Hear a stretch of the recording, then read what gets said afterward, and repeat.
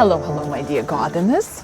Q&A today, answering your questions about roses and other plants in the garden, because I want you not only to know how to take care of your plants, but to enjoy your garden. By the way, question number 1. You were wondering if this little water fountain is working in the cloudy conditions?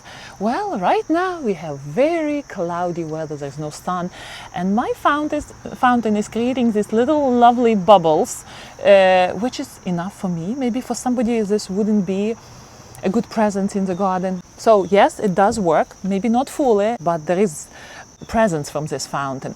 And my hypertufa container, for the second day and night, it is not leaking. So that cement sealer is working very well. I will tag it in the description below. All right, the first question from Gina. Olga, I have been afraid to buy the topsoil. Afraid it is not very fertile compared to garden soil or raised bed mix. What is your experience? I always amend my soil with manure and compost of some kind anyway. Is topsoil in the bag any good? Well, I wouldn't worry so much about how fertile the topsoil is. You can always increase the fertility of soil. What you cannot fix is if you have a bad seed from very invasive plant coming with your topsoil, or you have poor balance between pH and water retention and all other aspects of the soil, healthy aspects of the soil. So my best advice to Gina would be, yes, I would trust the topsoil, and I do introduce it in my garden if I need it, but I only buy from very reputable producers of soil. And how do you distinguish between reputable and not reputable? Well, you do your research, you look at labels. What did company do to that topsoil? Did it screen it, which is also not the worst case scenario? Did it test it for pH? Does it give you the pH of the soil? Did it treat it for bad seeds not to come into your garden? So is it sterilized? Does the company add manure and other additives to make sure that the soil has water retentive capacities? Is there organic matter present in the soil? So all these things, you have to do your research, decide on a reputable seller, and trust that company. Very often, the construction company comes in, takes the topsoil off, sell it to their reseller company.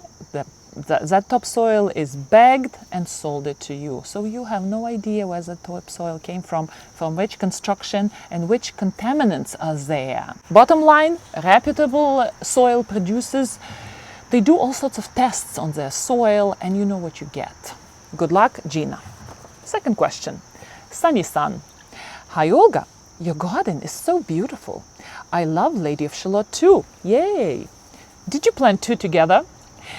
I would say that this is the most asked question on this channel. Yes, there are two Lady of Shalotts, and they are planted approximately 18 inches apart. I love Lady of Shalott. She is one of my beauties in the garden, and right now Lady of Shalott doesn't look very attractive, losing its leaves for winter, but spring is coming. Eliza. I have struggled with my roses lately, and they have few strong stems and many spindly stems. If I stop pruning hard, will this help bring back the many strong stems that I used to have? Yes, they are all David Austin shrubs. I was part of a rose club that was very focused on rose shows. I want the many roses that I used to get, but now all I have is mostly spindly and few strong stems. I would truly love your help, please. Zone 6B7A, Virginia. Well, thank you, Eliza, for stating what roses you have and where you live. It's important. Here we go. The group of people who are growing roses for exhibition, they are totally, with all respect, they're a totally different bunch of people from people who are trying, like me, growing roses organically for pure enjoyment in the garden, and who do not care about some blemishes in roses, because roses are prone to diseases and all sorts of attacks from bed bugs. So how do people who exhibit roses, how do they treat those roses differently? Well, they push them. either with heavy fertilizers, disbudding, pushing roses to bloom when it's needed for the show, pushing roses to create that one beautiful big bloom, perfect bloom.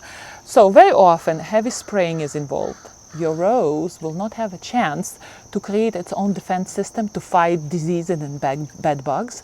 The good bugs, the good predators, they don't have chance to create a nice house around your roses to attack bad bugs, because all the chemical sprays kill everything around your rose, basically. So rose is totally relying on you for its defense. Heavy disbudding, let's say your rose has 5 buds, so the exhibitor will take care, disbud 4 of them, and suddenly your rose is facing the reality that there is only one bloom, so all the energy goes into that bloom and your rose is big and perfect. Heavy fertilization. And the exhibitors take this step fully knowing that they're going to deprive rose from future life, basically, because heavy fertilizing pushes rose to create blooms now, but then the long life of the rose is compromised. So all these bad ways of growing roses, Eliza, move away from them. Move into my group, you know, my group is trying to grow roses organically for pure enjoyment in the garden. Let rose fight its own fights, focus heavily on the health of the soil, because very often gardeners think that this is just soil is a medium where you plug your rose and rose, everything what good is happening on top. No, the soil health is the most important thing what you can do in the garden. Eliza, leave your rose alone, stop disbudding if you're doing it, stop heavy fertilization, and you can reverse that tendency which is happening right now in your roses. Fewer stems are creating smaller and fewer blooms, because your rose is actually adjusting itself to poor growing conditions, and rose understands it cannot support those blooms. It is actually a healthy mechanism in the rose, or in any plant, the decreased production because the environment is not good to produce strong stems. Oh, here comes the plane. So you can reverse that situation. You can give rose good sun, good drainage, good soil, fertilize it lightly in spring, introduce into soil, compost, all the organic matter, roses love it, water your soil regularly. So all these good organic ways of gardening will entice your rose to invest into stronger shoots.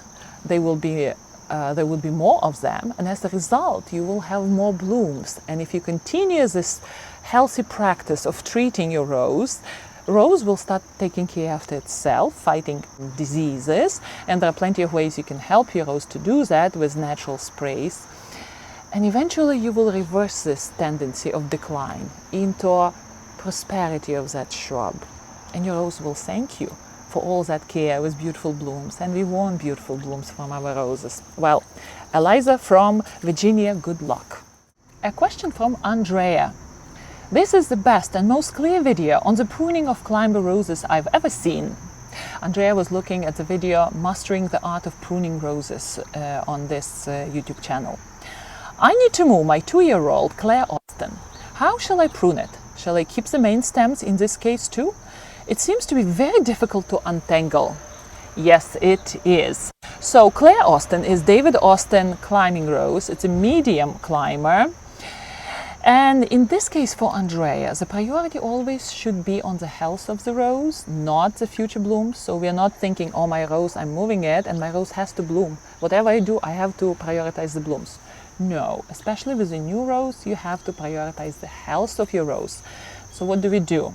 First, what Andrea needs to do is the new space where the new rose is going, Andrea needs to install the adequate support, and support should be equivalent to the mature size of the rose. Very often I see gardeners, they have this little cute rose and they are thinking, okay, this size support would be great for that rose. I know, we are always there. I made those mistakes too. So hopefully you, my wonderful gardeners, can learn from it. Do yourself a favor, Andrea, check the mature size of Clair Austin rose and build the appropriate support for it, because in 2-3 years, when your rose will become bigger, it will be difficult. Again, all the untangling, pruning everything down, disturbing the roots in the soil, because you would need to build some sort of trench to install your support. So that's the first step. Second one, about untangling. I would sacrifice, if I have to take some stems, cut some stems out, because I cannot move everything, I would cut old stems out. Spindly growth near the base of the rose, I would cut that out.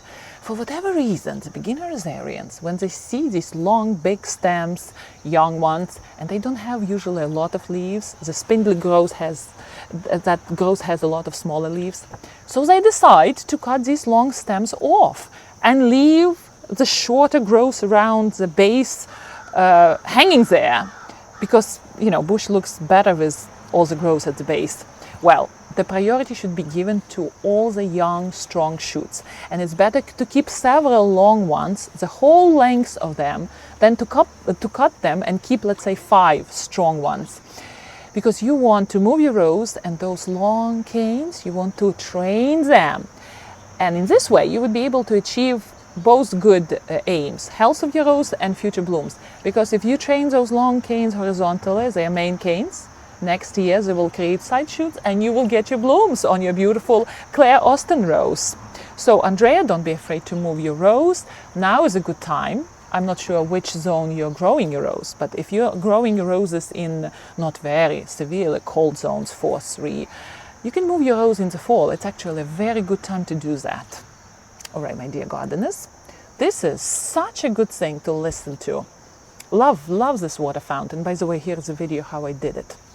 If you like our Q&A questions and answers, please do subscribe and post your questions under this video. We can do another Q&A question about roses or whatever you want to plant in your garden or to grow successfully. Well, as always, Olga Carmody, Master Gardener from Connecticut with you. Happy gardening!